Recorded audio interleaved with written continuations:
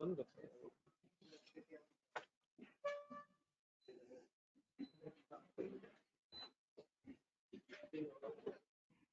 Sir अपनी working निकालना जरा डेफिट टैक्स वाली में ये बड़ा ऑनलाइन स्टूडेंट्स को बात है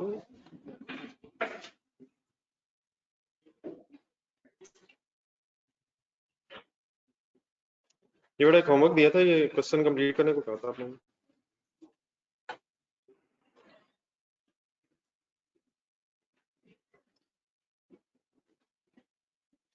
2018 की वर्किंग करनी पड़नी थी कर लिया भैया बता देंगे कहाँ का इशू है 18 की वर्किंग क्यों की 19 को ओपनिंग निकालने के लिए सर लॉस पे जो एसेट बना ये समझ आ गया लॉस पे जो एसेट बना है 18 के एंड पे लॉस पे एसेट कब बनता है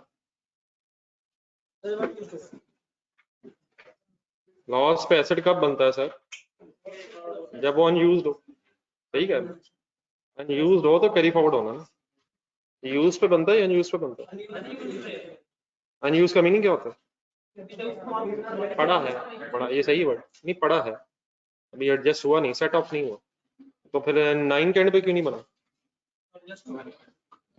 अनयूज्ड ही नहीं है यूज हो गया तो यूज्ड पे नहीं बनना अनयूज पे बनना और अगर यूज हो गया है तो इसका मतलब उसका फायदा मिल गया अब देख लो स्पेसिफिकली कहीं अगर मसला है तो बता दो रिकंसिलिएशन बन गई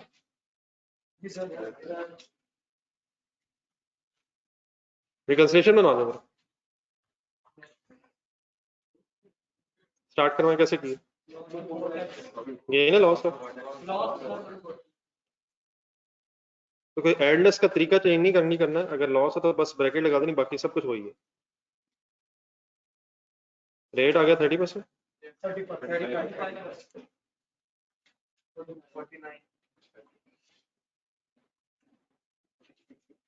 अच्छा 49 भी ब्रैकेट में क्यों होगा क्योंकि ऊपर ब्रैकेट में फिगर है सही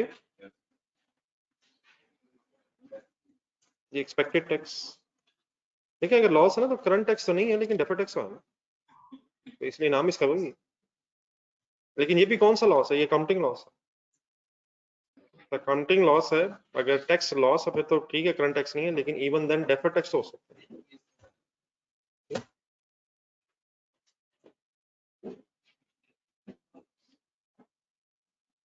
जी कोई डिफरेंस परमानेंट 100% नहीं था ये मेरे ख्याल क्वेश्चन नंबर 10 में बात हुई थी क्या बात हुई थी अब आपने रेट लगा दिया 35% रेट लगा दिया हालांकि उसका रेट कितना 20% उसका 20 है तो डिफरेंस लेना अब आप बताएंगे डिफरेंट की अमाउंट को 16 इंटू 15% 2.4 नेगेटिव या पॉजिटिव इसको ना बदलिएगा बस ऊपर हो गया जो होना बाकी सब कुछ वही है नेगेटिव मींस इनकम है इनकम रिवर्स करनी ठीक है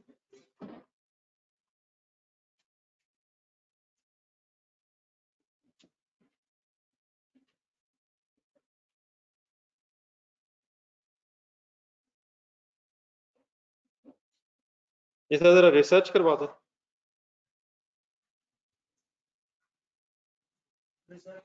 रिसर्च अपनी जरा डेफिनेट की वर्किंग निकालना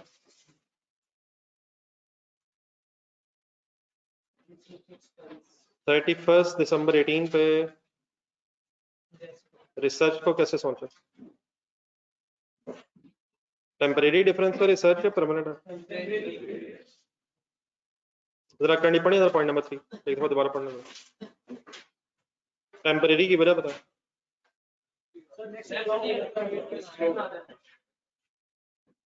तो असल में बस टेम्परेरी यहाँ तक तो फैसला हो गया इसका मतलब डिफरेंस आने दें carrying amount tax base accounting entry बोलने अमाउंट जहन में रख के 18 में बात कर रहा हूँ 18 के एंड पे 18 की अमाउंट की अकाउंटिंग एंट्री बोलने अमाउंट अमाउंट अमाउंट क्या एंट्री कर रहा बोला दोबारा तो कैरिंग अमाउंट होगी रिसर्च की? क्या मतलब है रिसर्च की कैरिंग अमाउंट? हमने कोई एसेट नहीं बनाया, एसेट लायबिलिटी की बात होनी, तो हमारा कोई एसेट नहीं, हमारा तो एक्सपेंस है।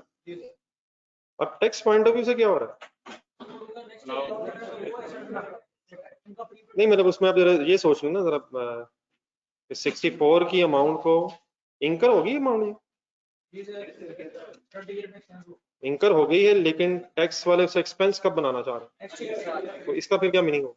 ये टैक्स पॉइंट भी से प्रीपेड टाइप चीज है, पेमेंट पहले होगी, एक्सपेंस बाद में बनाना, तो सॉर्ट ऑफ प्रीपेड मेरा सही वर्ड है,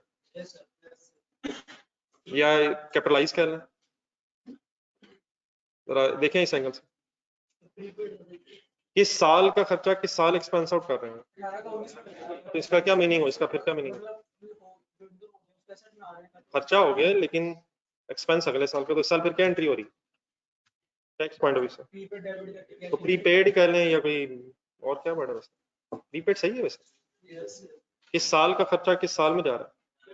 18 का 19 में, और 19 वाला 20 में, तो प्रीपेड सही है, प्रीपेड के एंगल से सॉर्ट ऑफ है। 64 एक सेकंड, क्वेश्चन नंबर 8 निकालें जरा।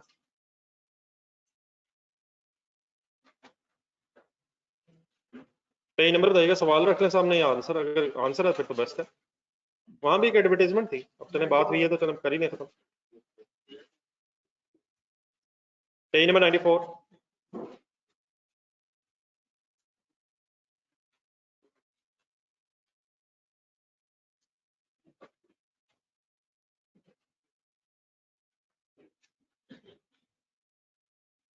पेज नंबर 94 पॉइंट नंबर 3 पढ़ के अकाउंटिंग एंट्री बोलना।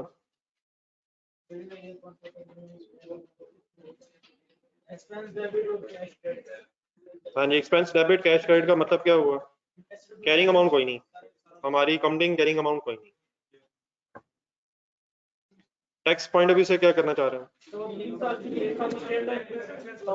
इसका मीनिंग को जरा, अकाउंटिंग पॉइंट ऑफ व्यू इसका मीनिंग नहीं, वो तो ठीक है, लेकिन मतलब इसका मीनिंग, इस सेंटेंस का meaning as per tax laws expenses are allowed over 3 years on straight line basis, इससे क्या समझे हम?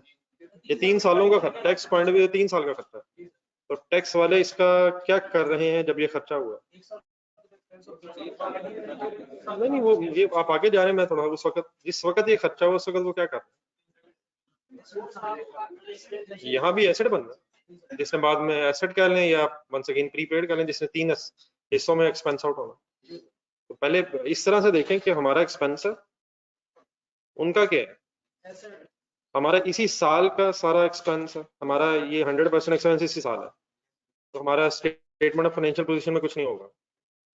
वो क्या चाहते हैं, वैसे 3 सालों में एक्सपेंस बनाना चाहते हैं, तो चले जो हो गया इस साल वो तो ठीक है, बाकी फिर क्या है? उनकी बैलेंस शीट में 0.3 होगा, ये कैलकुलेटर पकड़ा था। अच्छा 0.3 क्यों होगा? ये फाइनली क्लोजिंग बैलेंस लिख रहा हूँ ना, 0.45 में से डिवाइड बाय 3 करके 0.15 एक्सपेंस हो गया टैक्स का, और 0.3 फिर क्या है, डिफरेंस टेम्परेरी है। कैसे? हम भी एक्सपेंस बना रहे हैं, हमने अभी बना लिया, वो 3 साल में बना लें, लेकिन इस पर बनेगा क्या? इसको रट्टा ना लगाएं, इसको सीधा पता है आपको क्या बनेगा। क्या ये 0.3 फ्यूचर में अलाउ हो जाएगा? तो अब ऐसे सोच लें, एक एसेट की बात हो रही है जिसकी कैरिंग अमाउंट कम ना, टैक्स बेस ज्यादा, टैक्सेबल डिडक्टेबल? क्यों डिडक्टेबल है?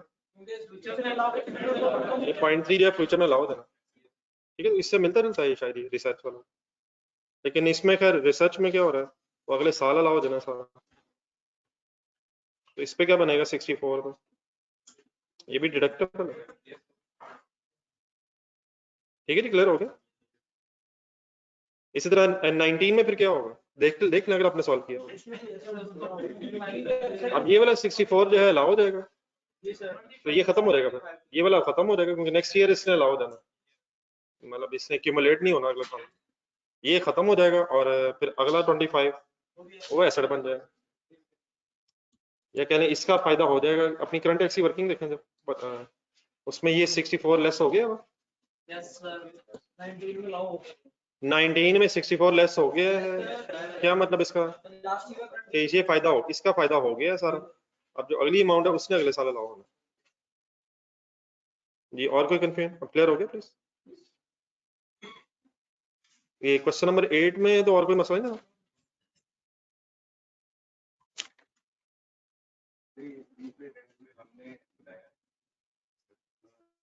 नहीं हमने नहीं, हमने नहीं बनाया सेट, उन्होंने बनाया, ये उलट है। हाँ जी, कौन सा रेंट? अच्छा इसमें, हाँ प्रीपेड रेंट में हमारा एसेट है, उनका टैक्स उनका जीरो। हाँ हमारी प्रीपेड रेंट में हमारी टैक्स कैरिंग अमाउंट है, उनकी नहीं। उन्होंने एक्सपेंस बनाया, हमने एसेट बनाया, लेकिन ये रिसर्च में उलट है शायद, हमारा एक्सपेंस है, उनका एसेट।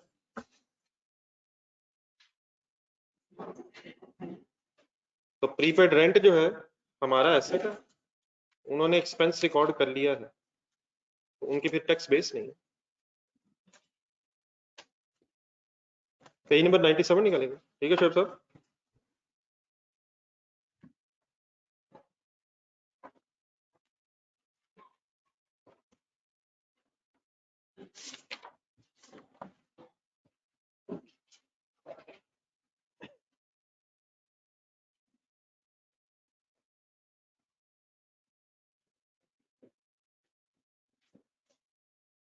ये पेज नंबर 197 पे जरा एक थोड़ी चीज और ऐड कर लें, फिर एक और क्वेश्चन करते हैं। फर्स्ट डे में इस टॉपिक की डिस्कशन की जहां से स्टार्ट हुई थी, पहले था 3 तरह के टैक्सेस स्टोरी में। कौन कौन से? करंट टैक्स, डेफर्ड टैक्स की तो किसी हद तक बात हो गई है। फाइनली आज बीच में प्रायर ईयर टैक्स शामिल कर लें। प्रायर ईयर टैक्स पेन हाथ में रखना, एक स्टोरी से पढ़ेंगे।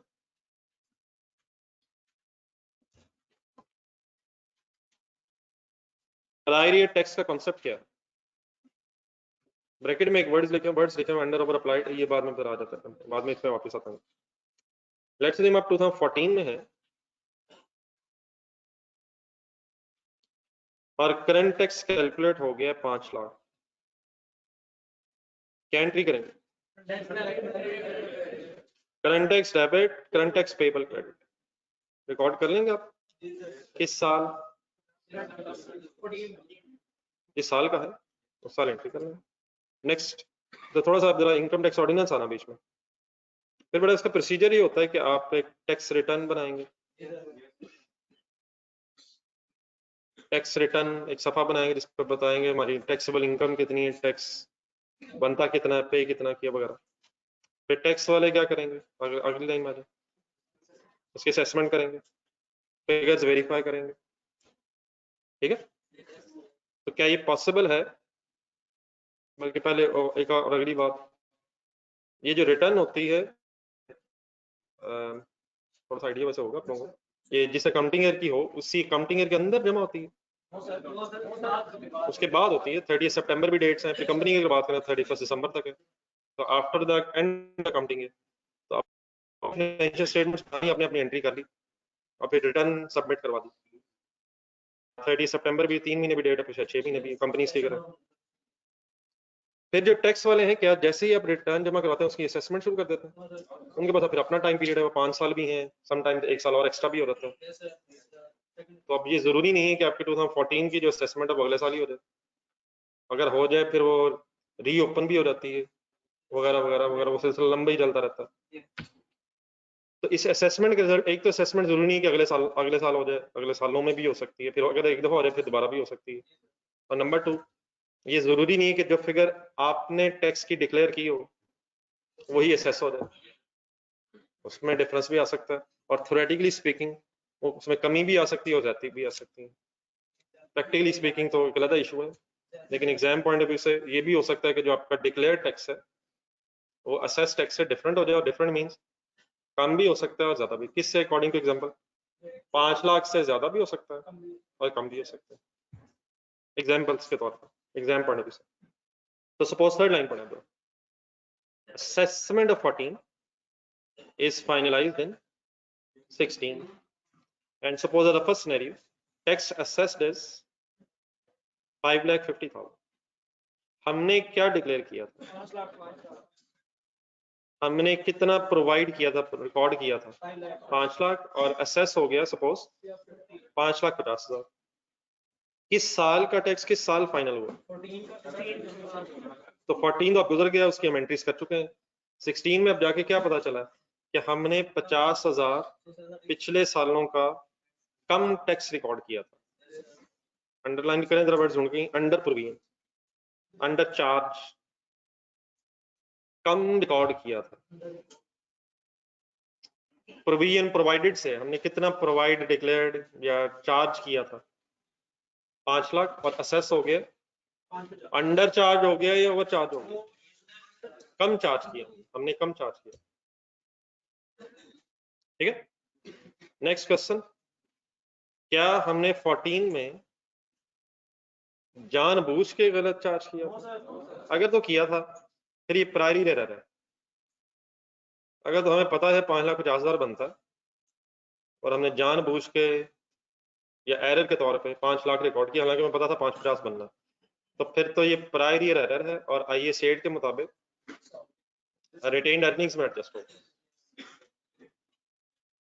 लेकिन अगर हमें इंफॉर्मेशन हो तो ये हम अज्यूम करेंगे कि जो उस वक्त हमारे पास इंफॉर्मेशन थी, हमने लॉ पढ़ा, हमें जो समझ आई हमने अप्लाई कर दिया, बाकी टैक्स वालों की अपनी अंडरस्टैंडिंग है। तो ये it is considered as normal situation में, it is considered as a change in estimate. फर्क याद है थोड़ा सा? तो अगर प्रायरी रह रहा है फिर क्या करेंगे? रेट्रोस्पेक्टिवली ठीक करेंगे। लेकिन अगर चेंज इन एस्टीमेट है तो प्रोस्पेक्टिवली मींस जब पता चला है तभी ठीक करेंगे।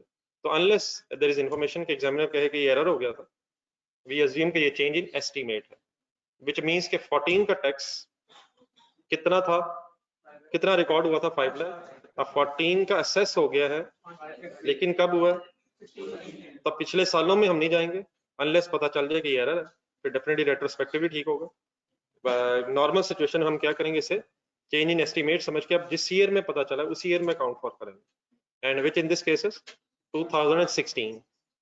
तो 16 में अगर आप 14 का टैक्स रिकॉर्ड करेंगे तो this tax will be called as prior year tax. किसी अगले साल में अगर पिछले सालों का कम असेस या ज्यादा असेस टैक्स अगर आप रिकॉर्ड कर रहे हैं तो उसको फिर क्या नाम दिया जाता है? Prior year tax. Current tax क्या चीज है? जिस साल में है उस साल का टैक्स। डेफर टैक्स फिर फ्यूचर से रिलेटेड है, जो फ्यूचर में कम या ज्यादा देना है। और प्रायर टैक्स का लिंक किससे? आप जिस साल में खड़े हैं उससे अगर पिछले सालों से रिलेटेड कोई टैक्स एडजस्टमेंट है तो वो प्रायर ईयर टैक्स है। तब हम किस साल में हैं? 16 में। और किस साल की एडजस्टमेंट करना चाहते हैं? 14 की। करवाएंगे एंट्री? नहीं, वो बाद में देख लेंगे जो लिखी हुई है। वैसे आप सोचें क्या एक्सपेंस बढ़ना है सर? बाकी नाम लगा लेता हूँ मैं, उसको छोड़ दो। 50,000 या 550,000 कितना रिकॉर्डेड था? तो एक एक्सपेंस डेबिट हो जाएगा, और पे कर दिया है तो कैश क्रेडिट हो जाएगा या पेबल क्रेडिट हो जाएगा अगर नहीं किया तो। नॉर्मली वक्ती तौर पे पहले एक एक्रूअल बेसिस पे एंट्री होगी। ठीक है, यहाँ तक एंट्री। अब थोड़े जरा एक्स्ट्रा वर्ड्स लगा लेते हैं साथ। कौन सा टैक्स है ये भी टैक्स ही है। टैक्स कौन सा एक्सपेंस है? ये भी टैक्स ही है। और कौन सा ये? Prior year tax expense debit and prior year tax payable credit. वो डाल लेते हैं पहले, एक मिनट। आपके पास ये जो वर्ड लिखे हो ना, करंट टैक्स प्रायर पीरियड, बात तो ये भी सही है वैसे, लेकिन ये करंट टैक्स नहीं है, सिर्फ ये प्रायर पीरियड करंट टैक्स है। क्योंकि मेरे ख्याल आप जरा यही वर्ड्स कर लें जो मैंने लिखा है, prior year tax debit and payable credit. ये जरा मेरे करंट टैक्स बीच में से काट ही दीजिएगा। जी सर, आप हुक्म करें, आप क्या करें? नहीं नहीं, मतलब हुक्म तो पहले करते। 5 लाख खर्चा रिकॉर्ड किया, 550 हो गए, 50,000 को क्या नाम दें? एक्सपेंस ही है तो लिखिए ना sir, prior year expense, prior year tax expense, इसलिए तो लिखा। ये करंट टैक्स नहीं है। हाँ, अगर आप करंट टैक्स प्रायर ईयर कह लें तो शायद बात बन जाएगी। Prior year current tax debit, पिछले सालों का करंट टैक्स। लेकिन वो रहने दे, ऐसे कंफ्यूजिंग हो जाएगा। करंट टैक्स रहने दे। प्रायर ईयर टैक्स डालने से क्या ये हमेशा डेबिट ही होगा? ये कब डेबिट हुआ करेगा? अंडर प्रोविजन हो या ओवर प्रोविजन हो? अंडर प्रोविजन से मुराद क्या है? हमने कम रिकॉर्ड किया, असेस ज्यादा हो गया। जी ऑनलाइन स्टूडेंट्स क्लियर है बेटा?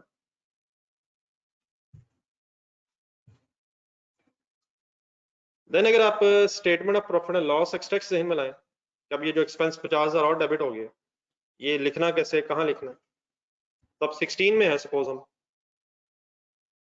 तो करंट टैक्स 16 का आएगा? आएगा सर। 16 का डेफर्ड टैक्स भी आएगा, और depending upon the situation bracket लगनी है, नहीं एक्सपेंस है या रिवर्स है, उसी में उसी टैक्स के नोट में ये कह लें या उसी बॉक्स के अंदर ये 50,000 मींस प्रायर टैक्स भी प्रेजेंट होगा। मींस ये जो प्रायर पीरियड टैक्स है ये भी टैक्स के नोट में आएगा। और पॉजिटिव और नेगेटिव कब आया करेगा? अगर एक्सपेंस डेबिट हुआ है तो ब्रैकेट लग जाएगी, और अगर एक्सपेंस क्रेडिट हुआ है क्योंकि ओवर प्रोविजन हो गई थी, तो इसकी भी प्रेजेंटेशन किस जगह है? वही प्रॉफिट बिफोर टैक्स आएगा, फिर टैक्स हेडिंग आएगी, फिर कौन कौन से टैक्स आ जाएंगे? करंट टैक्स आ जाएगा, डेफर्ड टैक्स आ जाएगा, वहीं अगर प्रायर टैक्स है तो वहीं आ जाएगा, और अगर एक्सपेंस डेबिट हुआ है तो ब्रैकेट लग जाएगी। डन है? प्लीज एक रिवर्स करके सिचुएशन करना जरा। सपोज 16 में टैक्स एसेस 5,50,000 की जगह 4,60,000 हुआ, बताएं ओवर चार्ज सिचुएशन है या अंडर चार्ज? 5 लाख हुई है, 14 में 5 लाख रिकॉर्ड किया था, लेकिन 16 में सपोज एसेस हो गया 4,60,000, क्या ज्यादा रिकॉर्ड कर लिया था? अब क्या होना चाहिए?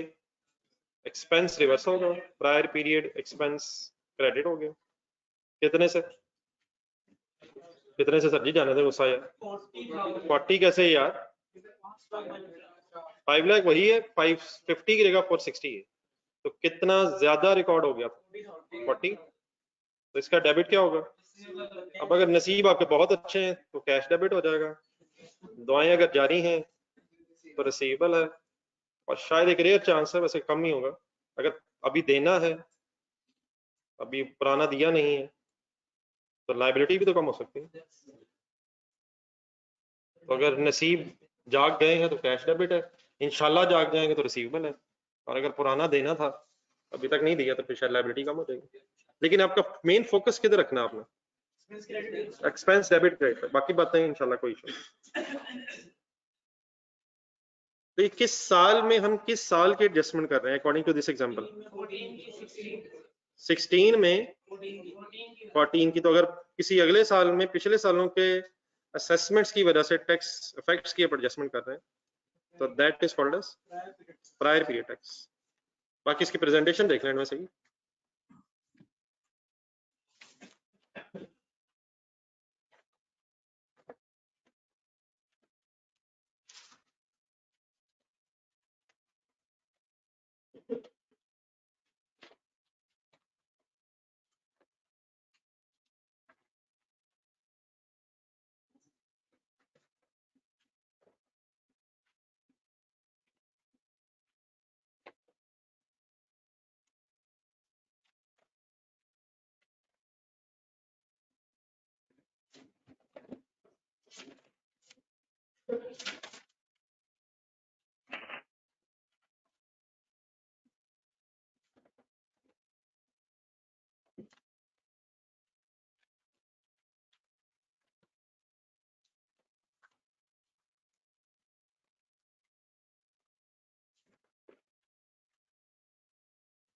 ये पेज नंबर 29 ढूंढेंगे, पेज सॉरी 101।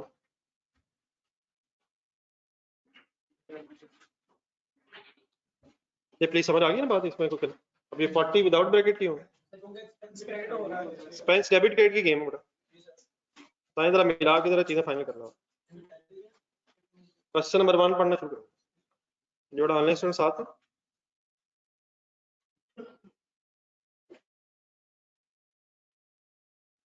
तो पेज नंबर 101,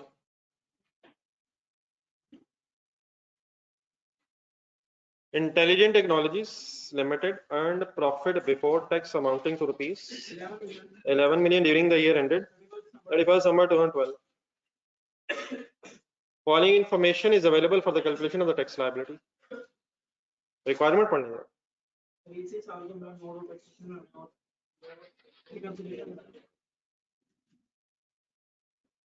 सारा समझा देंगे जरा क्या क्या मांगा? करंट टैक्स, डेफर्ड टैक्स और अगर कोई प्रायर पीरियड टैक्स इकट्ठा करना, और बाकी मेरा ख्याल वही है जो आपको पता है। रिकंसिलिएशन बनानी है, ठीक है, कंपैरेटिव इग्नोर करना है, और मिनिमम टैक्स की भी स्टोरी नहीं है। जी सर, आज 2012 में हमें what is profit before tax 11 million, 12 का ही है। करंट टैक्स में रख के पढ़ते जाना। Point 1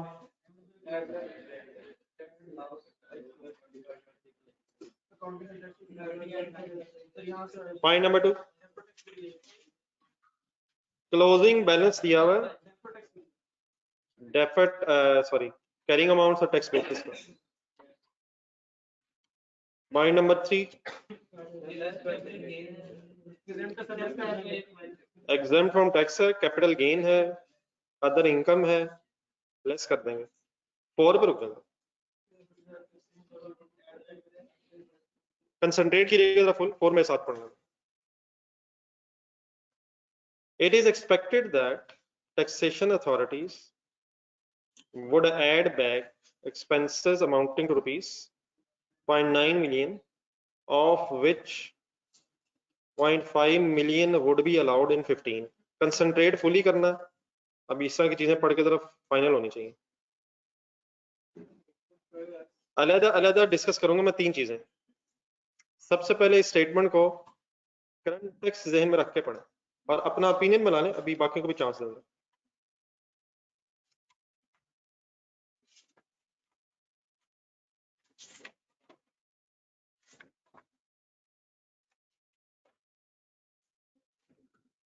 Any adjustment in current tax? अब हम 12 में है। Current tax only 2012। कुछ करेंगे सर? क्या?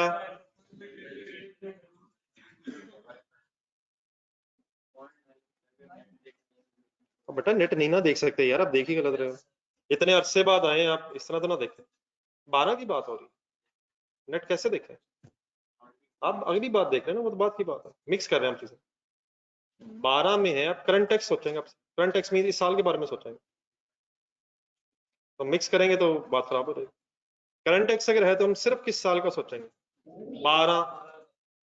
डेफर्ड टैक्स है तो फिर अगला सोचेंगे, तो सिर्फ करंट टैक्स। क्या करेंगे? फाइनल ओपिनियन देना। 0.9 ऐड बैक करेंगे, लेस क्या करेंगे? कुछ भी नहीं। तो करंट टैक्स में सिर्फ क्या करेंगे? 0.9 ऐड बैक करेंगे। ये क्लियर है जी सबको? ये ऑनलाइन स्टूडेंट्स,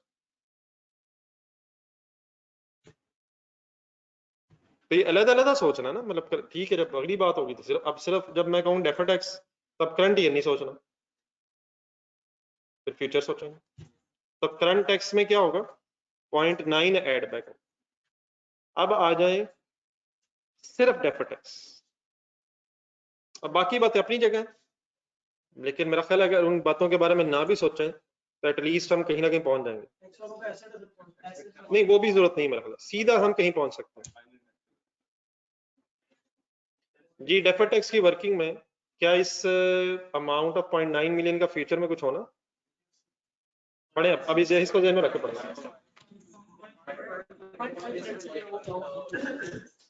0.9 में से सिर्फ 0.5 ने फ्यूचर में अलाउ हो, तो फ्यूचर में क्या होगा? टैक्स सेविंग हो जाएगी या कम टैक्स देना पड़ेगा? ज्यादा ये देना पड़ेगा, कम देना पड़ेगा? 0.5 अलाउ होगा, तो deductible temporary difference.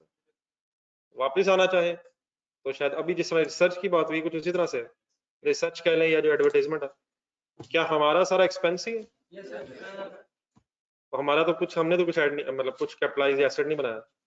Tax point of view से सोचा उनके बारे में, उनके लिए फिर ये प्रीपेड सॉर्ट ऑफ ऐसे, लेकिन कितना? 0.5 उनका एसेट है, तो डिडक्टेबल टेम्परेरी डिफरेंस क्यों है? वैसे तो अलाउ भी होना, फिर वैसे भी एसेट नहीं है, जीरो है, हमारा जीरो है, उनका 0.5 है, तो carrying amount of an asset is less than tax based situation. More than है लेस देन है, ठीक हो गया। तो करंट टैक्स में 0.9 ऐड करेंगे, डेफर्ड टैक्स में 0.5 पे डिडक्टेबल टेम्परेरी डिफरेंस बनाएंगे। आखिरी चीज जरा सोचनी है, रिकंसिलिएशन इनमें लाए। क्या इस स्टोरी में कोई परमानेंट डिफरेंस भी छुपा हुआ है? करें करें मत। 0.9 में से बस कितना अलाउ होगा, तो बाकी 0.4 परमानेंट डिफरेंस रिकंसिलिएशन में है। हमारा एक्सपेंस कितना है 0.9, टैक्स वालों का 5, तो वो भी बना लेंगे, लेकिन जो 0.4 है वो किधर गया, वो फिर परमानेंट डिफरेंस है, फिर वो रिकंसिलिएशन में आएगा। एड बैक होगा रिकंसिलिएशन में या लेस होगा, एक्सपेंस है, एड बैक होगा रिकंसिलिएशन में, इनकम्स लेस होती हैं, ठीक हो। तो एक दफा फाइनल जरा बने, करंट टैक्स में क्या होगा 0.9 एड बैक होगा बस। डेफर्ड टैक्स में क्या होगा 0.5 पे डेफर्ड टैक्स एसेट बनेगा, डिडक्टेबल टेम्परेरी डिफरेंस, और रिकंसिलिएशन में 0.4 की बेस पे वर्किंग करेंगे, ठीक है। एनी कंफ्यूजन फाइनल जी? नहीं वो तो ठीक है, लेकिन अब इंडिकेट कर दिया उसने, अब बच्चे तो ना बने। क्या आप आई के आपको मासूम समझ रहे हो? क्या वो आपका इम्तिहान लेना चाहता है? Yes sir. इम्तिहान लेने वाले का अपना तरीका होता है। क्या एक जमीनी जो होता है पेपर देने वाला, वो यही तो उठा देगा, ये क्या तरीका मेरा पेपर लेने का, मैं नहीं देता। आप दे दीजिएगा, बाकी बाद में देखेंगे, बातें कर लेंगे, जालिम है फलाना है वो कर लेंगे। सर जी एग्जामिनर तो ऐसे ही होता है।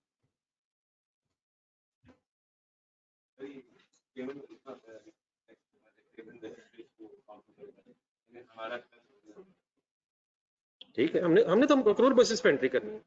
अकाउंटिंग में हमेशा अक्रूवल है, टैक्स पॉइंट ऑफ व्यू से मर्जी है उसकी। जी सर नंबर 5 से, ड्यूरिंग द ईयर कौन सा जी, expenses amount to be 3 million that related to pertain to means related to the year ended 31st December 2010 but disallowed। किस साल के नहीं किस साल में, 12 में 10 से रिलेटेड 3 मिलियन डिसअलाउ हुआ, ऐसे ही ऐसे। तो 12 में 10 से रिलेटेड कहां से बहस आ गई? असेसमेंट्स में होता है ना डिसअलाउ होना। ITL Intelligent Technologies had initially expected that entire expense would be allowed। हमें क्या लग रहा था कि इस साल लेकिन पता चला कि नहीं अलाउ हुआ। बट नाउ, अब नाउ मीन्स यहाँ के has decided not to file an appeal against that scene. अब हमने फैसला क्या किया है कि टैक्स वालों की मान लेते हैं। क्या फर्दर अपीलें भी हो सकती हैं? देखिए फर्स्ट अगर हम फर्दर अपील में चले गए फिर शायद अभी भी फाइनल नहीं हुआ, इसका मतलब ये और इंतजार करना चाहिए। लेकिन क्या अब ये बात यहाँ खत्म हो गई है? क्या खत्म हुई? अब जरा दोबारा कंसंट्रेट कीजिएगा फुल जरा। 2010 एक सेकंड ध्यान में लाना, 2010 में हमने इस 3 मिलियन का क्या किया होगा, कंसंट्रेशन चाहिए। हमने ये एक्सपेंस क्लेम किया होगा और क्लेम करने से हमारे टैक्सेबल प्रॉफिट्स कम हो गए होंगे और अकॉर्डिंगली फिर हमने अपने वर्किंग्स की होंगी,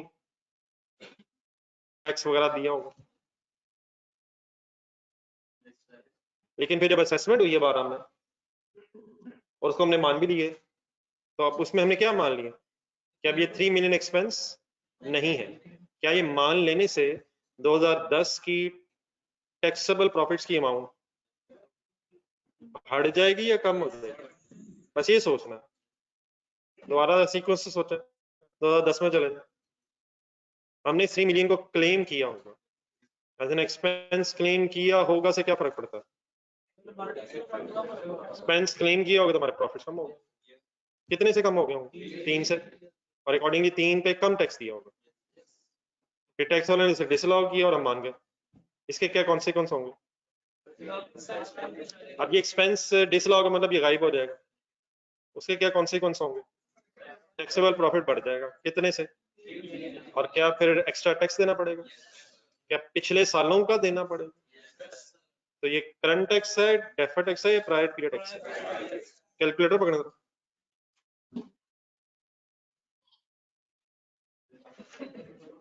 हाँ जी, आइडियली अगर पिछले साल टैक्स रेट डिफरेंट हो तो फिर शायद उस साल का रेट लगाना चाहिए, लेकिन अगर हमें इन्फॉर्मेशन ना हो तो हम मजबूरन यही अज्यूम करेंगे कि हर साल रेट सेम। ये नीचे जरा काइंडली ढूंढ लीजिएगा, रेट है 35%। ये भाई की बात बिल्कुल सही है, अगर 2010 का रेट डिफरेंट होता तो 2010 के रेट की बेस पे टैक्स होना चाहिए। पिछला टैक्स जिस साल का है उस साल से related tax rate according to the information given in the question. क्या करूं? 3 क्या है? नहीं, अब ये क्लियर रखिएगा, नहीं ये एक्सपेंस तो है, लेकिन ये 3 अब क्या बन गया डिसअलाउ होने से? एक्सपेंस डिसअलाउ होने से अब ये 3 हमारी इनकम बन रही है। इतने से एक्सपेंस डिसअलाउ होने से, एक्सपेंसेस कम होने से, डिसअलाउ मीन्स तो क्लियर है ना? क्या एक्सपेंस नहीं रहा? मेक इट सिंपल, एक्सपेंस नहीं रहा, एक्सपेंस नहीं रहा से फिर क्या मतलब हुआ? टैक्सेबल प्रॉफिट्स बढ़ गए। अब ये मैं जो 3 लिख रहा हूँ, ये किस एंगल से लिख रहा हूँ? प्रॉफिट्स बढ़ गए इनटू 35%, 1.05 को एंट्री बोलना था इसमें। अगर टैक्सेबल प्रॉफिट्स बढ़े हैं तो एक्सपेंस डेबिट या क्रेडिट से, ये लिख रहे साथ से, बाकी फिर अभी वर्किंग कर लेते हैं दोबारा। Prior tax debit, prior period tax expense debit by default payable रख लिया करें अनलेस देयर इज इंफॉर्मेशन का पे कर दी।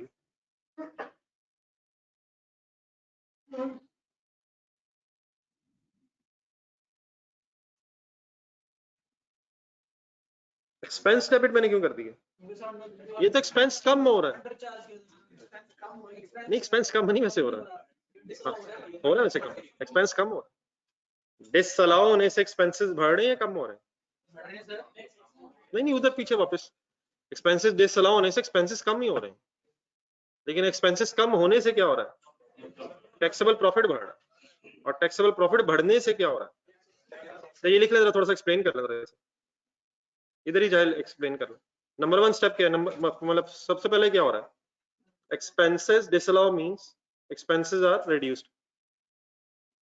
ये लिख लें जरा, पेज के नीचे जाए लिखना, जगह ऊपर लिखना, थोड़ा सा एक्सप्लेन करने के बाद में बोलना जाए। एक्सपेंसेस डिसअलाउ मींस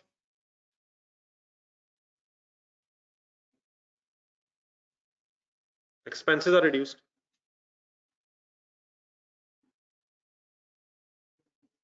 ठीक है, reduce या increase? Increase reduce है, इससे क्या होगा? Number 2, taxable profit will increase.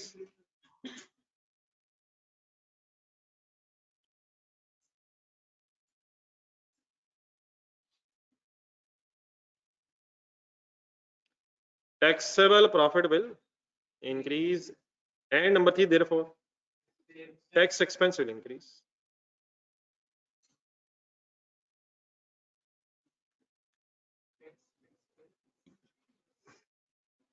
लेकिन ये प्रायर ईयर वर्ड बीच में क्यों? क्योंकि ये बहस 2010 की, तो किस साल फाइनल हुई लग रही है? 2012 में। जी डन है बेटा, ऑनलाइन स्टूडेंट्स क्लियर?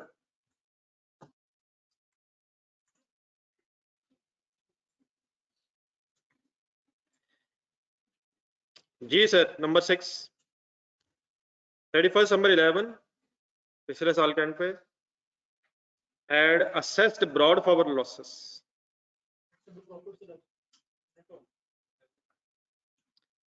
किस डेट पे ये लॉसेस अवेलेबल है?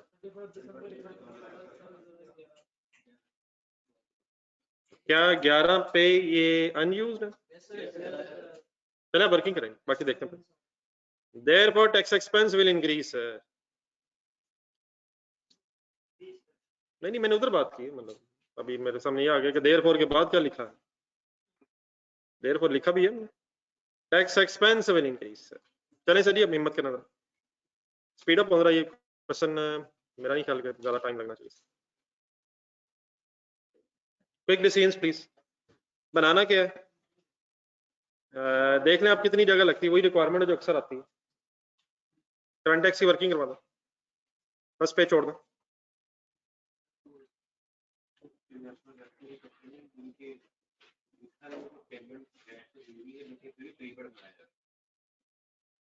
नहीं, मैंने इसलिए कहा कि प्री पेमेंट जरूरी नहीं करना, एसेट बनाया जा रहा है। फ्यूचर में अगर एक्सपेंस होना है, एक एक्सपेंस फ्यूचर में अलाउ होना है और हो गया है, तो इसका मतलब है वो एक्सपेंस इस साल नहीं बना रहा। अब उसे प्री पेड नहीं अपने करना, इसलिए मैंने कहा वो एसेट करना, एडवांस कर लें। लेकिन फ्यूचर का खर्चा अगर है तो आपका फिलहाल एसेट है। क्या ख्याल, इनकर हो गया, एक्सपेंस नहीं कर रहे आप, तो प्री पेड अगर मुनासिब नहीं लग रहा तो, लेकिन कोई ना कोई एसेट है, बस इसके अंदर एसेट छुपा। ये जरी काइंडली करवाना है जरा यार। इसमें सिर्फ ये जो 2 पॉइंट्स है, इसकी वजह से मैंने ये क्वेश्चन पढ़ा, वरना इसमें कोई ऐसी बहस नहीं है। स्पीड अप होना जरा, ये स्टार्ट बोलते रहना। Profit before tax, profit before tax 11 million, चलता ना, चलाई जाए। आगे क्या गिवन है? अकाउंटिंग डेप्रिसिएशन, टैक्स डेप्रिसिएशन ढूंढ के एडलेस करें।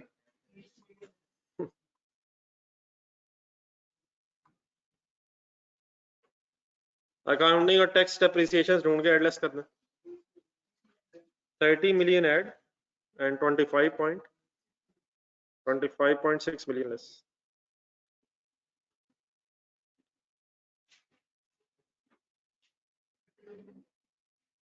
कैपिटल गेन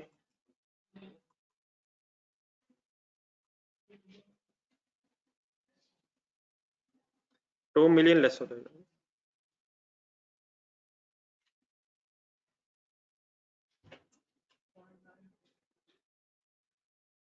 कहते ना आप, मैं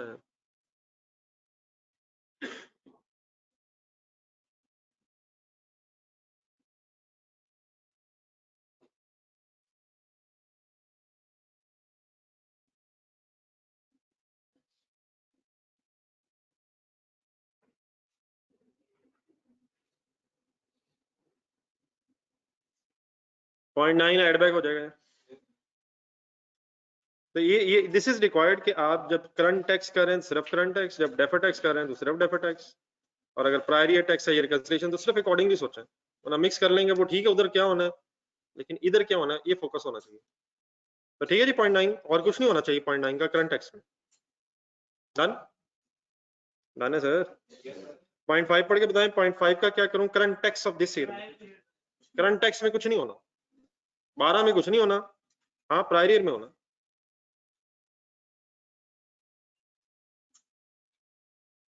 लॉसेस का क्या करूं सर? तो बस यही है मेरे ख्याल चीज।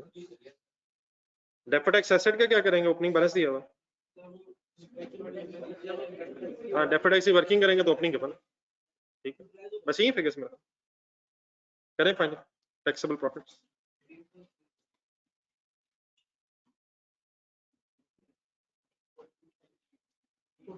फोर्टीन 14.3 पॉजिटिव नेगेटिव का ध्यान रखना चाहिए।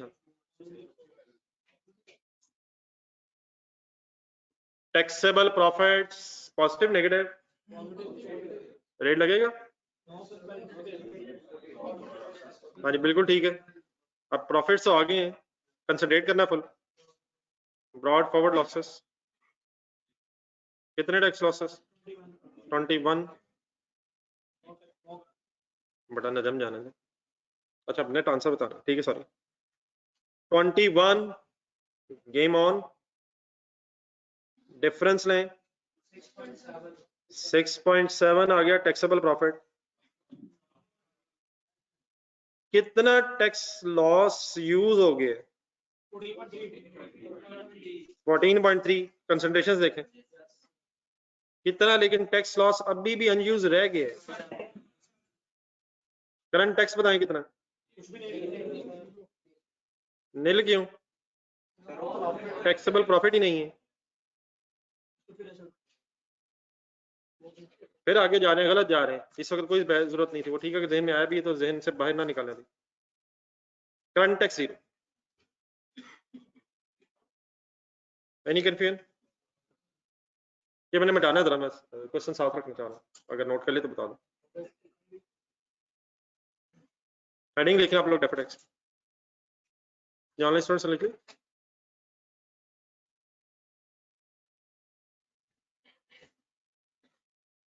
काइंडली नोट हो गए। आप लोग स्टार्ट लेंगे डेफर्ड टैक्स की करते हैं।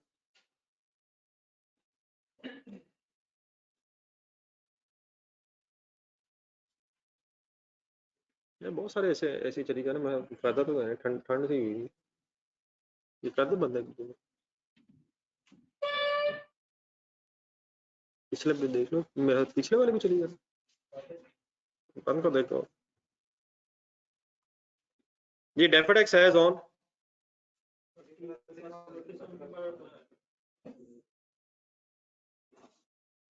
ढूंढना शुरू करें चीजें तरतीब से ढूंढना। ब्रॉड डाउन के लिए वर्किंग नहीं करनी पड़ेगी पुरानी, क्या ब्रॉड डाउन गिवन है सर? यार हो सकता है गलत हो, कोई बहस नहीं, ये वाली कोई बहस नहीं, गिवन है ठीक ही होगा।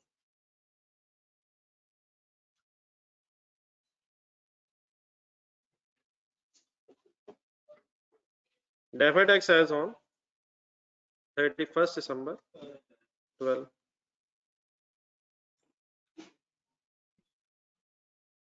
carrying amount, tax base, differences.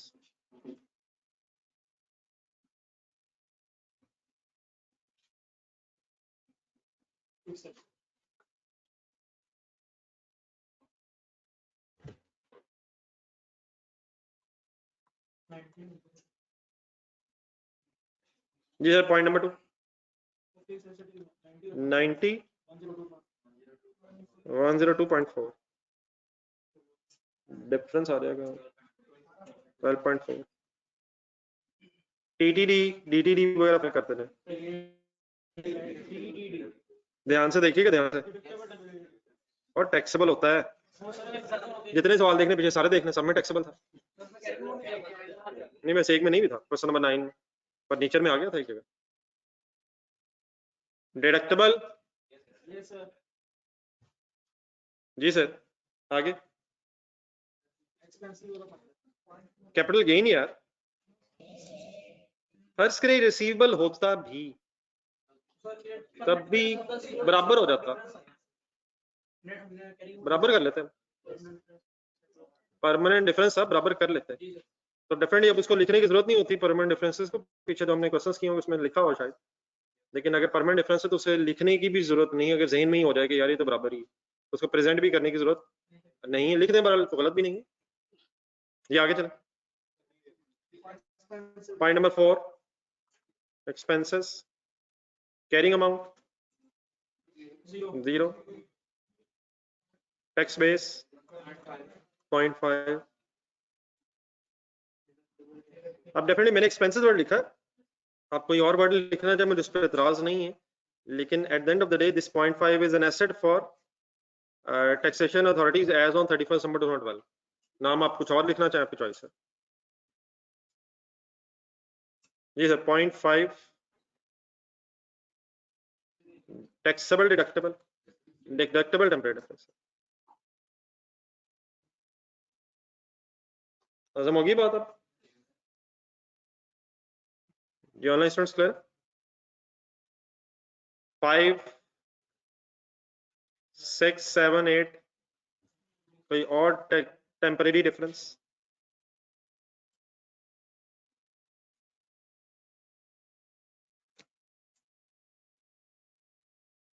और टेम्परेरी डिफरेंस लॉस है, नहीं लॉस को मिक्स ना करें काइंडली, वरना वो ऐसे परेशान होने, वो कोई टेम्परेरी डिफरेंस नहीं है, लॉस पे अलग डेफर्ड टैक्स एसेट है, तो यहाँ तक इकट्ठा करें। 12.9 deductible temporary difference, then rate 35%, sorry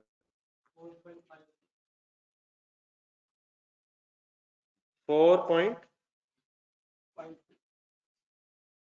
sorry बताइए 515 क्लोजिंग बैलेंस ऑफ, बल्कि सॉरी अभी फाइनल क्लोजिंग नहीं है, यहाँ तक डेफर्ड टैक्स एसेट है, ठीक है ठीक, हजम है। आखिरी फाइनली सुनेगा गौर से, unused tax losses as on 31st December 2012।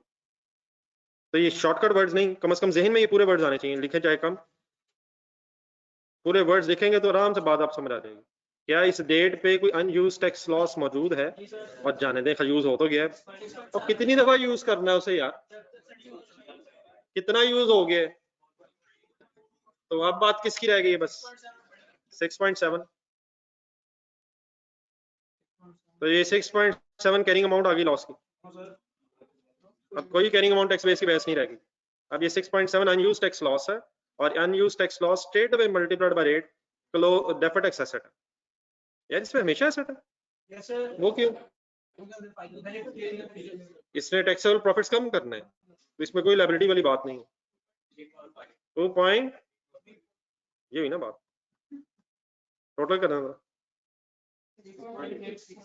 6.86 पूरा is the final closing balance of deferred tax asset.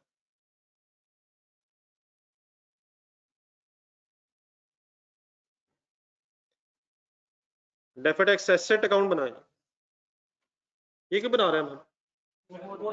निकाले फॉर द ईयर।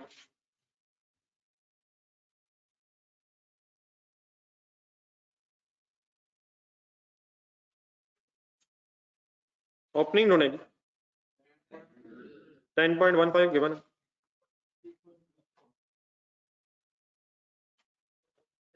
10.15 क्लोजिंग है 6.86।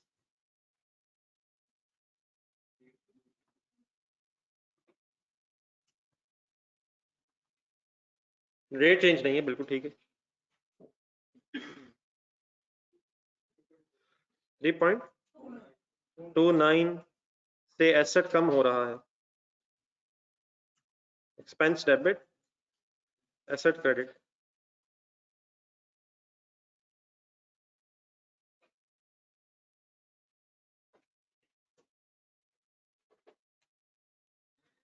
deferred tax expense debit and asset credit by 3.29 done.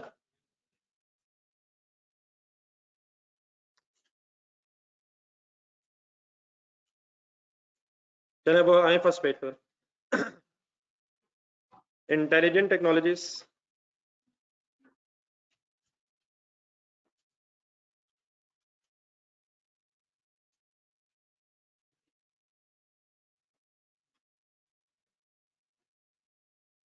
note of tax expense,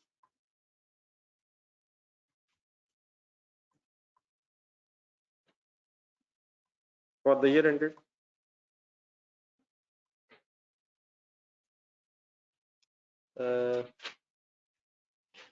31st December 12 इकट्ठा करेंगे tax.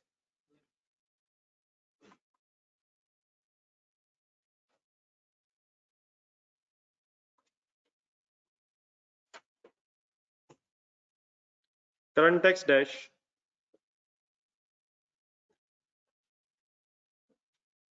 Deferred tax 3.29। एक छोटा सा काम जरा कीजिएगा, इसके नीचे एक लाइन रखिएगा जरा, एक लाइन रखे के प्रायर ईयर टैक्स भी है, प्रायर ईयर टैक्स भी है सर, एक लाइन लेकिन रख के जरा लिखिएगा 3 मल्टीप्लाइड बाय 35% 1.05 ब्रैकेट लगाओ बजा।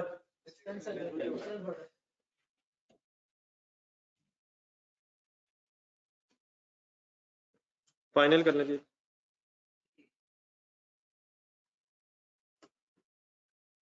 Total tax expense including all taxes 4.34। Sir कोई एक फिगर तो खुद से सॉल्व कर लें सर, टोटल तो खुद करना, आ ही जा रहा है, लिख ही जा रहे हैं, आ ही जा रहा है, और अगली फिगर भी आ गई है, शुक्र है अल्हम्दुलिल्लाह आ चुकी है, और पूरा सवाल हो चुका है। रिकंसिलिएशन बनवाएं।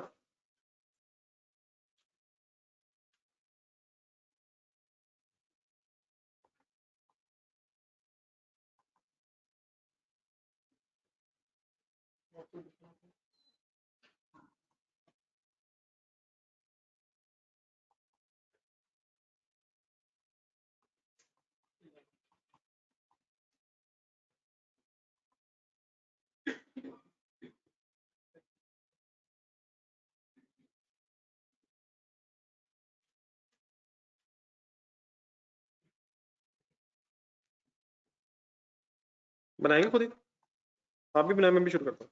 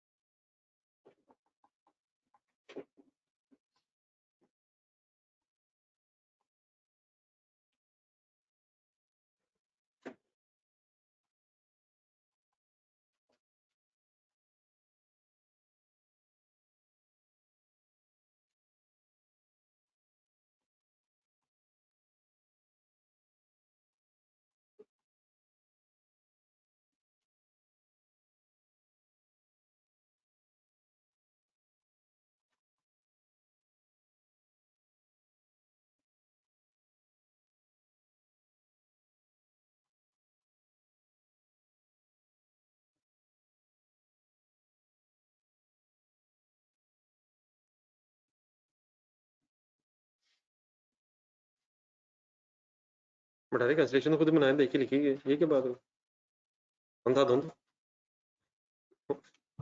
अगर मैं रोकता ना तो हो गई थी कंप्लीट।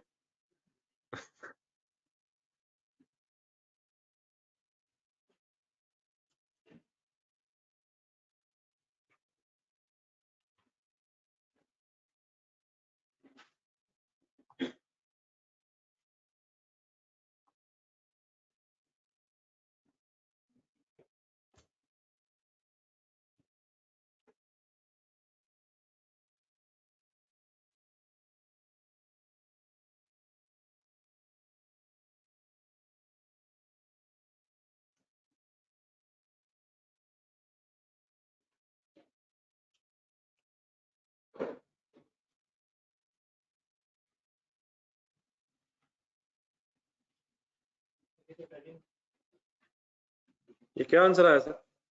3.29 आगे। आप लोग इस तरह करें, जब पहली दफा ये रिकंसिलिएशन बनाई थी हॉबिट में, वहां जाए जरा क्वेश्चन नंबर 3 में।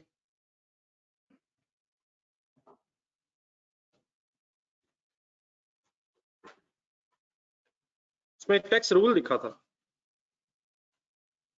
या रूल ऑफ टैक्स शायद। अगर अकाउंटिंग प्रॉफिट को रेट से मल्टीप्लाई किया जाए तो फिगर बराबर आनी किसके है? टैक्स एक्सपेंस से सिर्फ मुराद है इस रिकंसिलिएशन में sum of current tax and deferred tax only. तो आज क्या मसला हुआ हमारे नोट ऑफ टैक्स में? प्रायर पीरियड टैक्स आ गया, तो ये अमाउंट जो है किससे रिकंसाइल होती है? Sum of current tax and deferred tax means tax expense according to this reconciliation. ठीक है, तो इसलिए मैंने एक जगह पर आपको थोड़ी सी स्पेस कही थी।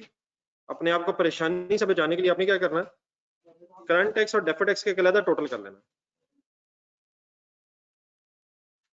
अच्छा, ये डेफिनेटली इस वक्त करंट टैक्स 0 है, क्या ये डेफर्ड टैक्स से मैच होनी है? ये सम से ही मैच होनी है, sum of current tax and deferred tax. अब करंट टैक्स 0 है तो 3.29 ही टोटल है। तो जो मैंने एक लाइन रखवाई थी वहां एक टोटल इसलिए कर लिया करें, कंपलसरी तो नहीं है, लेकिन ऐसे कंफ्यूजन ना हो जाए। तो इसने मैच किससे होना रिकंसिलिएशन में? Sum of current tax and deferred tax is tax expense according to this reconciliation. ठीक है, ठीक है सर। क्या सर? पेज नंबर 127 निकालना।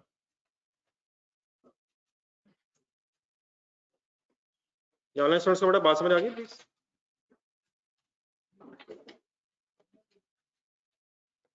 Page number 127। Any confusion finally?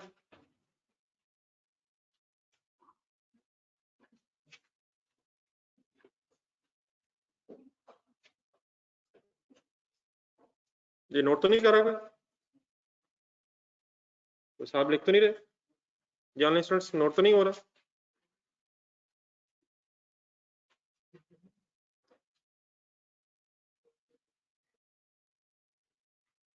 Page number 127, floor and tiles, शुरू करें पढ़ना।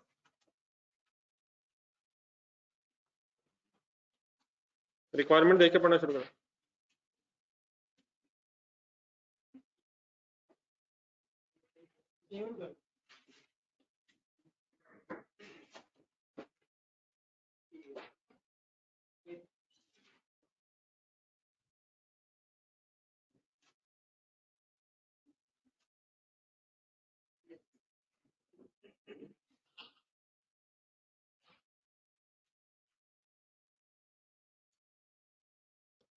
ये 55 है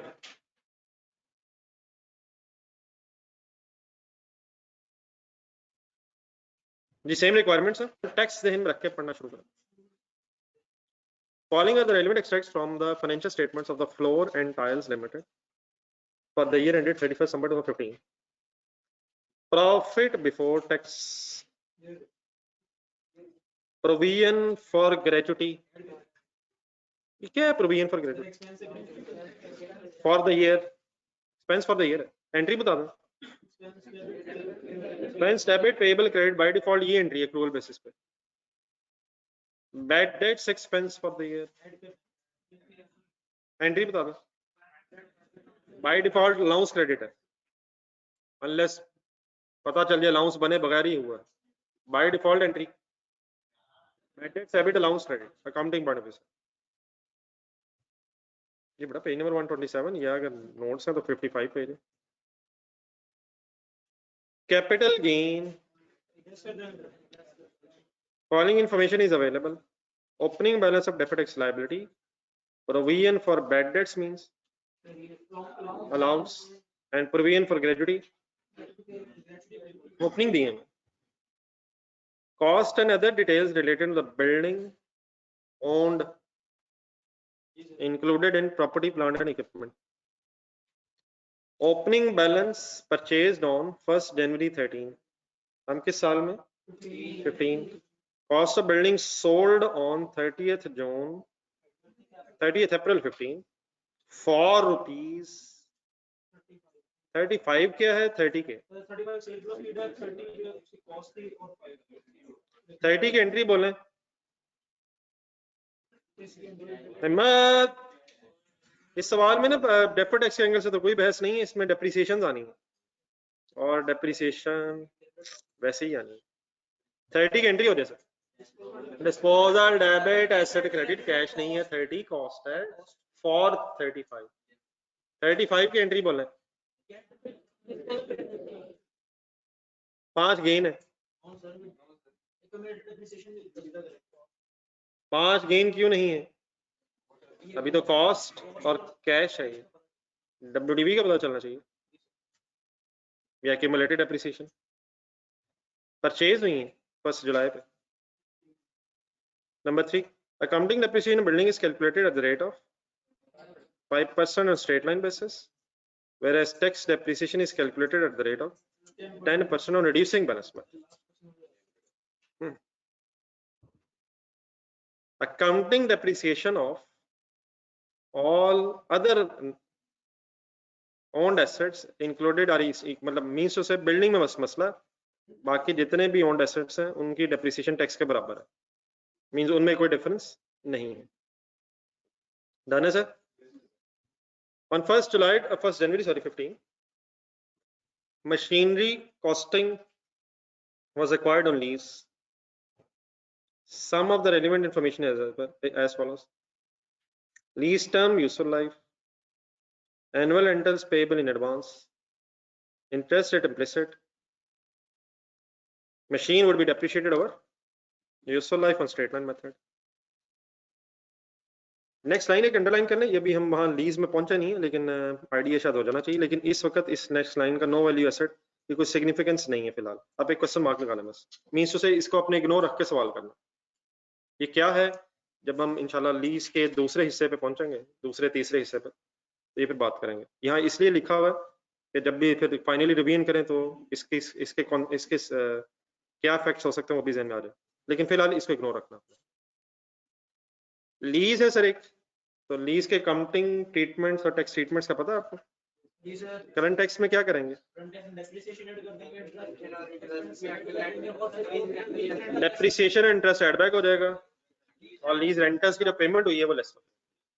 number 5, on 1st June 15 an amount of 1 million was paid as penalty to the provincial government due to the non compliance of environmental laws.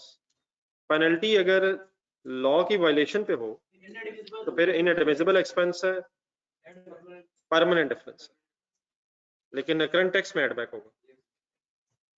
The amount of gratuity paid to outgoing members is 10 million. सोच के entry बताएं. Payable debit cash credit हमारी accounting entry. लेकिन क्या ये 10 payment of gratuity allow हो जाएगी? Number 7 during the year. ये चलें, ये आप खुद पढ़ें और बताएं किसका क्या करेंगे इफ एनी, और नीचे रेट दिया हुआ मेरे फाइनल बताइए.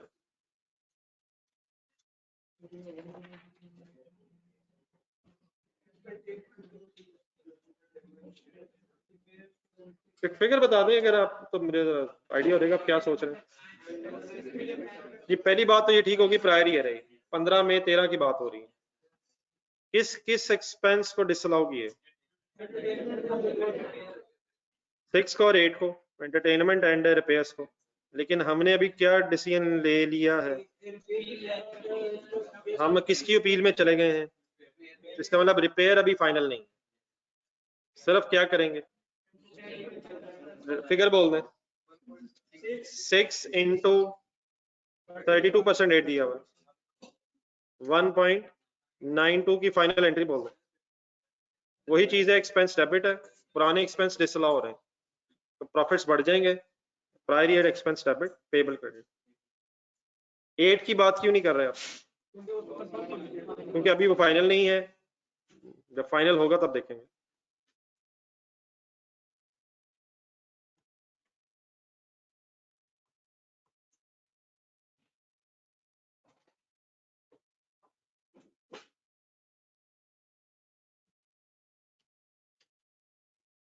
अच्छा सर, इसमें बाकी कुछ भी नहीं है. जो हमारे पास रिमेनिंग टाइम है, पहले हम इस तरह करते हैं. इसमें जो मेन चीज है दैट इज डेप्रिसिएशन, उस पर जरा टाइम दें. जरा मुझे आपने इस स्टोरी में से अकाउंटिंग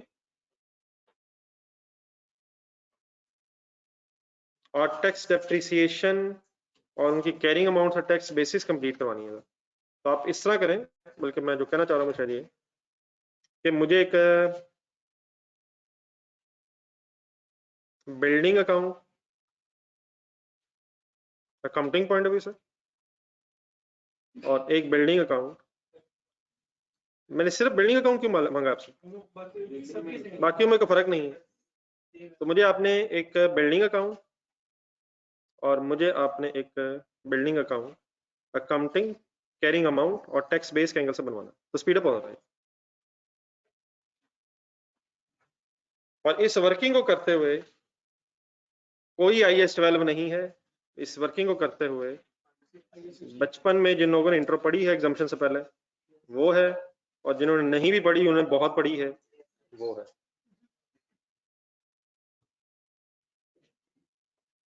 मैंने ये लेजर कैरिंग अमाउंट पे आपसे क्यों कहे हैं? क्योंकि हमें उसी की जरूरत पड़ती है. क्या अलहदा बन सकते हैं? ये स्टोरी जरा देख के बताएं. ये कॉस्ट एक्यूमुलेटेड डेप्रिसिएशन के ना अलहदा भी बन सकते हैं, लेकिन हमें WDV की जरूरत है. ठीक है, तो लेट्स ट्राई. मेरा ख्याल है हिम्मत की जा सकती है.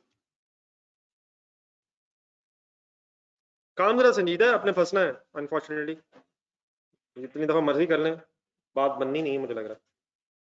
जी मुझे आपने बताना क्या है, पहले मैं साथ रहेगा. मुझे आप बताना क्या है? मैंने सबसे ऊपर, ये किस साल में हम है? 15 में हम है. मुझे सबसे पहले आपने क्या बताना? ओपनिंग WDV बतानी. करें जी हिम्मत, आपके पास है 1 मिनट. नहीं सर, इस तरह रैंडमली फिगर्स ना बताएं, कैलकुलेट करनी पड़नी है. Game on. फोकस करने सिर्फ अकाउंटिंग पे, टैक्स की बात बाद में करना.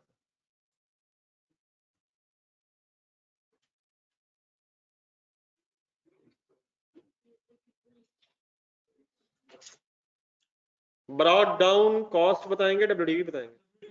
गिवन है तो सही 350.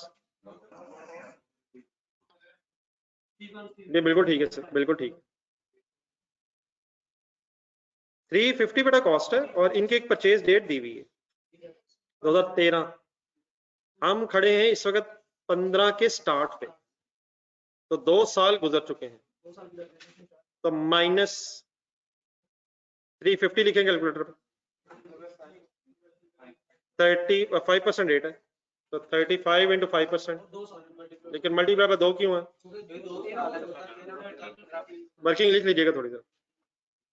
350 इंटू 5% into 2 years 315। मैंने तो कहा था हमेशा सेपरेट लेजर बनते हैं, नहीं लाजमी है, अगर वो लेजर्स मांगे तो ये सेपरेट ही बनते हैं। हम अपने एग्जामिनर को ये वर्किंग ऐसा दिखाना नहीं चाह रहे, हम अपने क्वेश्चन के एंगल से वर्किंग कर रहे हैं और हमें फाइनली कैरिंग अमाउंट ही चाहिए। क्या अलग लेजर स्टोरी में बना लेंगे तो गलत है, नो सर, लेकिन मैं कहा बड़े होना चाहिए, जरूरत नहीं टाइम वेस्टिंग ऐसे सोचा जा सकता है। देख लें बहरहाल, अगर कंफ्यूजन है तो आगे चले सर। लेजर कंप्लीट करवाना, any addition, purchase first double entry बोलना, ये भी तो WDV आनी है, नो सर, कॉस्ट जब एसेट खरीदेंगे कॉस्ट पे ही आना। 40 से डिस्पोजल की कैरिंग अमाउंट आनी है या टैक्स बेस आनी है, बल्कि इसकी डेट्स रेलिवेंट हो जाएंगी यार, अकाउंटिंग में तो डेट्स रेलिवेंट हो जाती है। 1 जुलाई 15 डिस्पोजल डेट के 30th अप्रैल है जी, 27 नहीं यार, ये वर्किंग लिखी होगी, ये कैलकुलेटर पे किसने क्या करने थे, बचपन याद करें क्या तरीका होता था इसका, एक डबल एंट्री बोले, डबल एंट्री बोले, डबल एंट्री बोले, डिस्पोजल डेबिट, हम क्या ढूंढने लगे अब, डिस्पोजल की WDV, कहां से शुरू करके कहां पहुंचेंगे। हाँ ठीक है, स्ट्रेट लाइन मेथड है, लेकिन आप मिस कर रहे हैं कुछ, शायद उस डिटेल की जरूरत नहीं है, लेकिन कितना टाइम पीरियड गुजरा सोचना चाहिए शायद। जी कॉस्ट क्या थी, 35 यार, 30 से 35 कॉस्ट कॉस्ट कॉस्ट मेरे भाइयों 30, परचेज डेट क्या है, वो 1 जनवरी को 1 जनवरी ही क्यों होगी, ओपनिंग बैलेंस परचेज सोच लें सोच लें सोच लें, सारी बिल्डिंग बिल्डिंग्स परचेज ही कब हुई हैं, अब इसकी स्पेसिफिक डेट नहीं दी हुई, तो 1 जनवरी पे ही परचेज है, और जो अगली परचेज है वो इस डिस्पोजल के बाद है, ठीक है, तो परचेज डेट क्या लिखूं, 1 जनवरी कौन सा 13, डिस्पोजल डेट क्या है 30 इंटू 5%। अब स्टेट लाइन मेथड है, डेफिनेटली हमें बार बार WDV बनाने की जरूरत नहीं है, करें हिम्मत अब, हाँ जी बिल्कुल ठीक है, अब वो कर लें जो जैसे भी करना, 2 पूरे साल हैं और डिस्पोजल में भी 4 मंथ्स हैं, डिस्पोजल वाले साल में अप्रैल के, अब तरीके पता है आपको सारे, 2 पूरे साल हैं और 4 महीने, तो 2.4 हो गए, और यार 2 साल पूरे हैं और 0.4 हो गया, 4 महीने क्या हो गए, 4/12 होना है, 2.33 ईयर्स हो जाएंगे, लेकिन डेफिनेटली वो उस समय भी करने की जरूरी नहीं है, जैसे आप चाहें मंथली करें फाइनली करें, 2 साल और 4 महीने मीन्स 4/12 है बेटा, ये देख लीजिएगा, कोई कंफ्यूजन नहीं होनी चाहिए प्लीज, इस तरह की चीजें तो अगर आ जाए तो टिप्स पे होनी चाहिए। 3 समझ आ जाएगा, 3 कैसे आया, 4/12, तो 2 पूरे साल है और 0.33 ईयर्स हैं, 4 महीने, अप्रोक्सीमेटली 26.5, नहीं मैं डेप्रिसिएशन पूछ रहा हूँ, मुझे WDV लिखवा रहा है, 3.5 26.5 क्या है जी, 26.5 WDV on the date of disposal, यार ये तो लंबी सी वर्किंग होती थी, हर साल की लदर लदर लदर, नहीं वो रिड्यूसिंग में होती अभी भी होती है, वो भी करनी पड़नी है आपको, लेकिन स्ट्रेट लाइन मेथड है, इसका एक डिस्पोजल अकाउंट ही बनवा देना, अकाउंटिंग पॉइंट ऑफ व्यू से डिस्पोजल अकाउंट,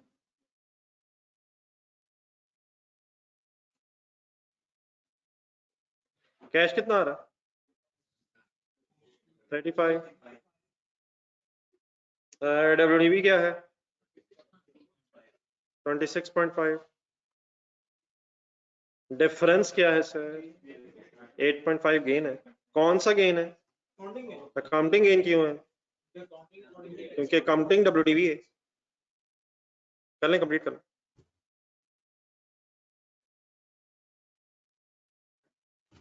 जी हसन सर, डेप्रिसिएशन में फिर आपने गलती कर दी है।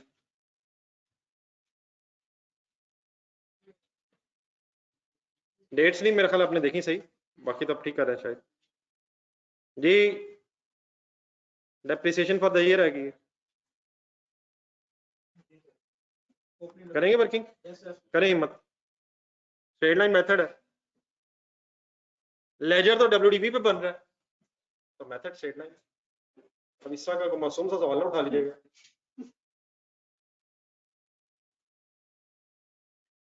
मिस्टेक करनी है आपने,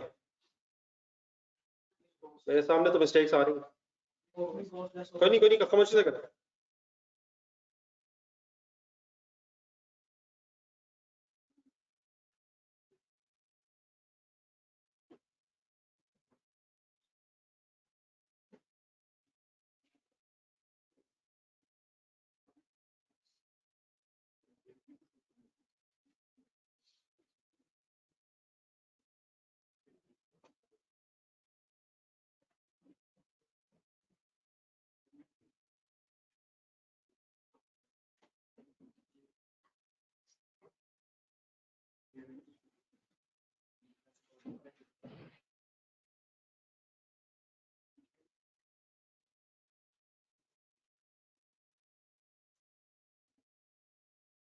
तैयब कर दो, सारा बैठे कर लो यार। वो कॉस्ट वाला फाइनल है ना चैप्टर, जो कॉस्ट वाला कौन सा था वो? हाँ एक्टिविटी, वो देख नहीं उसके सही नोट्स में बने हुए, ये ना हो जब मैं देखूँ तो पता चले। नहीं मैं आने लगा हूँ बस उस तरफ।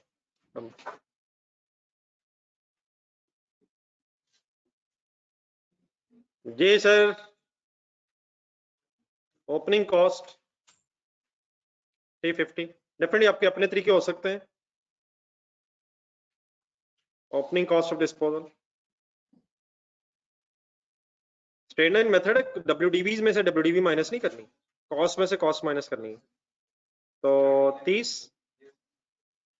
320 वाले जो एसेट्स बिल्डिंग्स होंगी ये पूरा साल यूज हुई हैं। डिस्पोजल वाली जो बिल्डिंग है वो 4 मंथ्स यूज हुई है,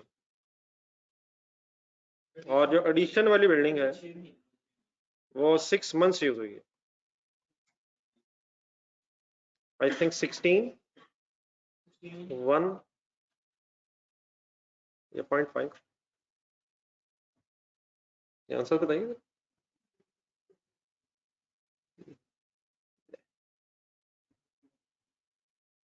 ये ठीक है वर्किंग, वर्किंग ठीक है सर। ये क्या माइनस करके वर्किंग की है मैंने, डिस्पोजल माइनस क्यों कर दी है? फुल ईयर यूज तो नहीं, डिस्पोजल कितने मंथ्स हुई है? 4 महीने तो इस्तेमाल हुई है ना, ये बन जाएगा 0.5 और 1 17.5 बनेगा। 16 भी निकला हुआ है, 15.925 भी निकला हुआ है, 16.5 भी है, 15.9 भी है, 18.5 तक गेम गई है। और मैं कुछ कह नहीं सकता कि मेरे सामने क्या गेम है, यहाँ कुछ भी नहीं आया लग रहा है, अब सब कुछ आ गया है। अच्छा किया सबने फैसला ये कि अच्छा किया हमने किया नहीं। बेटा कोशिश करने से है, जिन लोगों के मैंने आंसर बोले उनको मैं को डिस्करेज नहीं कर रहा, उन्होंने एफर्ट तो कम से कम किया ना यार। यहाँ तो देख के सब लिख चुके हैं, अपने कैलकुलेटर से हमेशा गलत तरफ क्यों जाते हैं, मेरे साथ रह रहे के नेगेटिव हो गए। अब बेटा गेन 8.5 कैलकुलेटर पे है, प्लीज काइंडली सानी करें, लेजर बैलेंस की है 35 माइनस बेटा बैलेंसिंग फिगर आई है, please balancing figure 35 minus 26.5 ledger balance हुआ है। जी सर, डेप्रिसिएशन फाइनल है सर, कोई कंफ्यूजन मेरी वर्किंग में? जी ऑनलाइन स्टूडेंट्स जिनकी मिस्टेक से मेरा पता चल गई, अपने मन से नहीं मुझे लगता सही कहूँ की, या मिक्सअप कर दिया डब्ल्यूडीवी मेथड और स्ट्रेट लाइन मेथड, ऐसे ही हुआ। डब्ल्यूडीवी लेस कर दी होनी कॉस्ट में से, तो डब्ल्यूडीवी कब माइनस करते हैं? बेटा 35 क्वेश्चन में दिया हुआ 35 65 बचा जी डियर। अभी हमारे पास रिमेनिंग 7-8 मिनट है। अब आपने ये स्टोरी ये सॉरी मेरे कैरिंग अमाउंट बता दो, क्लोजिंग कैरिंग अमाउंट बता दो। 360 माइनस ये डेप्रिसिएशन आ गई बीच में 17.5 311 पूरा टैक्स बेस बनाए टैक्स बेस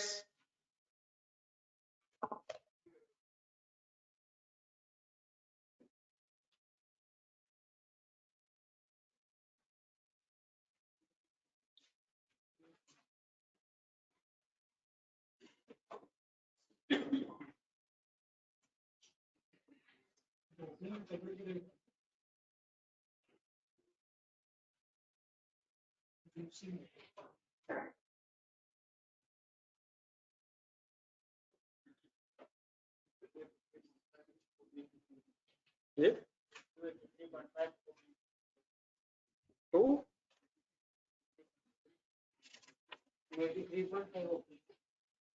283.5 सही लग रही। आगे चलें बिस्मिल्लाह पर देखिए ये ठीक है बेटा चले 283.5 ठीक है 2 साल गुजर गए सही है।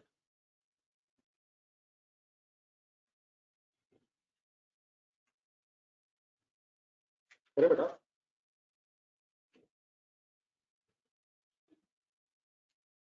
डेप्रिसिएशन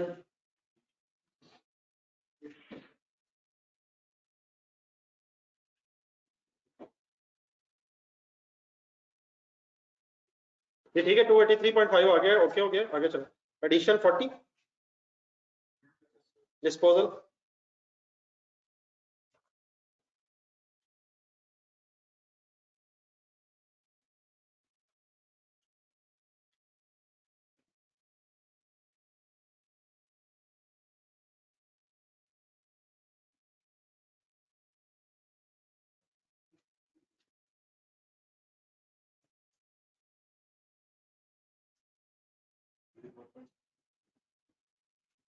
$24.3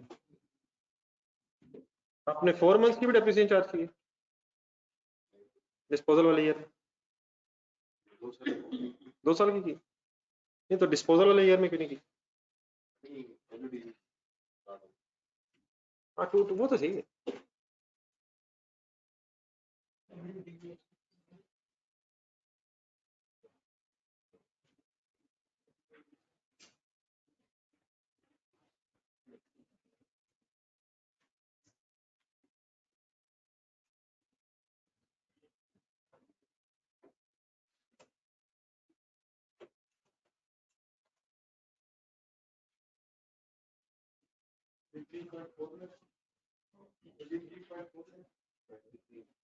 क्या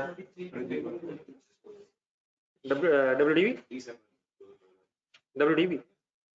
नहीं इसमें आपने 4 मंथ्स की चार्ज की 4 मंथ्स की बड़ा चार्ज इसमें नहीं होनी। ये मैं बात जरा कल फर्दर एक्सप्लेन कर दूंगा। टैक्स पॉइंट ऑफ व्यू से फुल ईयर पॉलिसी है और एक और भी पॉलिसी है 50% वाली लेकिन वो उस वक्त है जब एसेट खरीदे हो 1 जुलाई 2020 के बाद। तो ये मैं इंशाल्लाह बाकी बात अब कल कंप्लीट कर लूंगा। आप लोग फिर ये क्वेश्चन अब होमवर्क रखें। ये जो अकाउंटिंग में तो हमेशा टाइम बेसिस है ना लेकिन टैक्स में फुल ईयर बेसिस है तो इसकी बेस पे वर्किंग कर लीजिएगा। बाकी जो मैंने अगली बात की है वो टाइम नहीं रहा मैं फिर पूरा बोल दूंगा। In the year of disposal no depreciation in the year purchase full depreciation full year policy है टैक्स में वही है टैक्स में वही है लेकिन वहाँ एक एक्सेप्शन भी है तो वो इंशाल्लाह कल फर्दर बात करते हैं। लेकिन ये क्वेश्चन हम होमवर्क रखा था इसके अलावा बाकी सारे काम हो जाएंगे अब करके आइएगा प्लीज और जितनी हिम्मत कर सकेंगे कर लीजिएगा। कल इंशाल्लाह फिर एक और सवाल करेंगे। जो लोग आ रहे हैं वो तो इंशाल्लाह एंजॉय करें ना बल्कि सॉरी इंशाल्लाह नहीं इंशाल्लाह अल्हम्दुलिल्लाह एंजॉय करेंगे। आज कल अल्हम्दुलिल्लाह हो गया कल इंशाल्लाह एंजॉय करेंगे। अल्लाह हाफ़िज़। कोई अगर घर जाना चाह रहा है तो डेफिनेटली मैं नहीं रोक रहा लेकिन आप जहाँ भी होंगे